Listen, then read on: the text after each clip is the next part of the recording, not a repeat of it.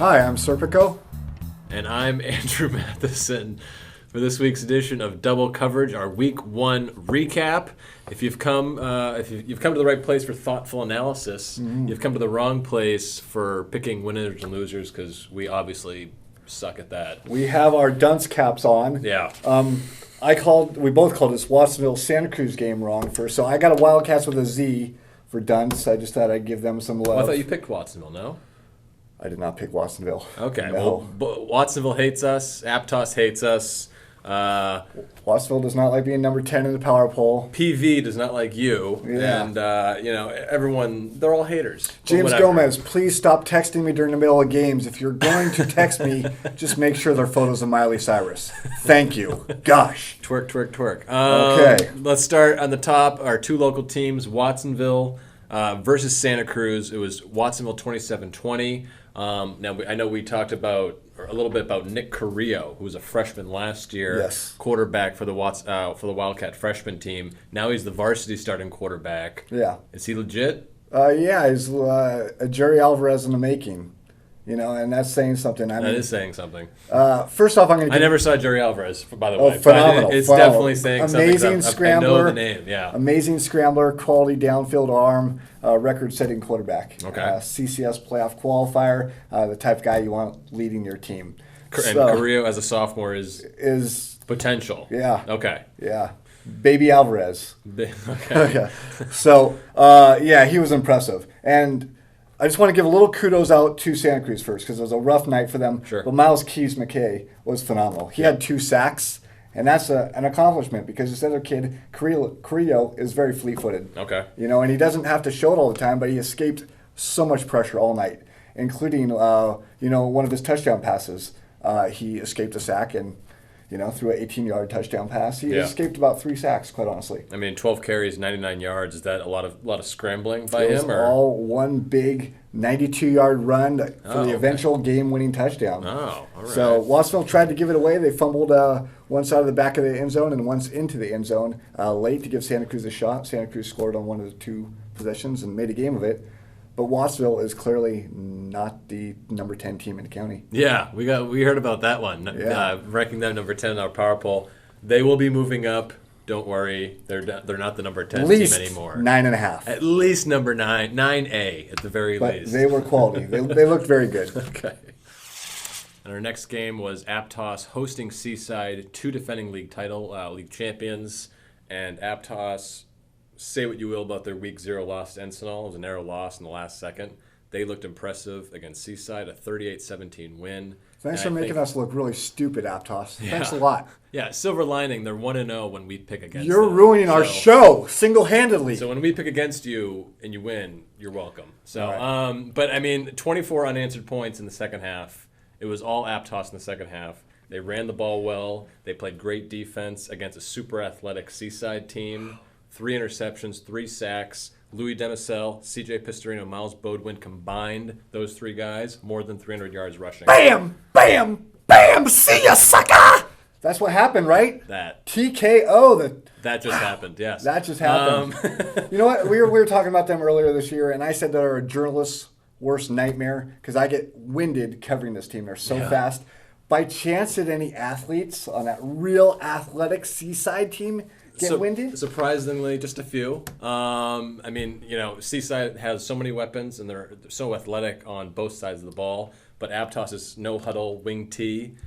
There were guys, hunched over, hands on the hips, hands on the knees, kind of slouched over, during plays, just trying to catch their breath. And this is a good Seaside team. And that's a good Seaside team, yeah. So extremely impressive win. Sent a bit of a message to the rest of the SECL, I think.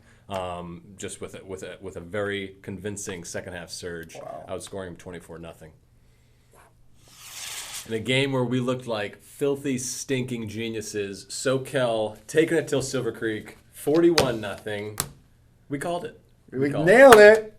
Yeah, baby! Mic drop. It was a game until kickoff, and then the Knights took over. They dominated every facet. Really? First shutout of the season for the Knights. They had 3 last year, but they're looking equally good early on. And who stood out for you, I guess? I know they run the ball a lot. I imagine there was another standout running back. Daniel Fisher. Fisher King. The Fisher King went off. He gave him a 14-0 lead. I believe, or 13-0. They missed a PAT. But regardless, then they said, you know what? I'm sick of the limelight. Someone else step up. How about you? You, sophomore, step up. Who's his name? Ryan Canavan. The Caravan. The Canavan man can is what he just did and done and does. Did it. He did it. Good. 3 touchdowns. Wow. 169 yards, 169 on 8 carries. The Oach. That's only like a 40-yard average. Yeah, he busted off a 60-yarder on a reverse and a 47-yarder. He was the man. What did he have last week? We hadn't heard of this kid. 40 yards last week, something right around there. Okay. That just goes, I mean, this team is deeper than we're giving them credit for every single week. Yeah. For 3 straight weeks. And that was a big thing coming into this year. They were so senior heavy last year, and they lost their big man child, Fabian Hale. Yeah. And it seems like they're saying They lost a lot of guys, though. I don't just want to call it Hale's team, but they lost a lot. No, I know, but I mean, he was their lead guy. This team he was what, 40 touchdowns? Yeah. You know, that they're missing now. Yeah. So I mean, they're obviously moving on with that. Yeah. The Ryan Canavan, Daniel Fisher, Isaac Moreno, Ty Seeger, they all did their job, went off, but the defense was phenomenal as well. I mean, 172 total yards for Silver Creek, and that's an athletic bunch, you know. So I was thoroughly impressed across the board with the Knights. Sounds good. Put on your dunce cap. Seimas, Pajaro Valley, 41-21 winners over Harbor, their first win of the season, their first win since last season, snapping an 8-game losing streak. What say you? I feel shame. Yeah? Shame, complete shame.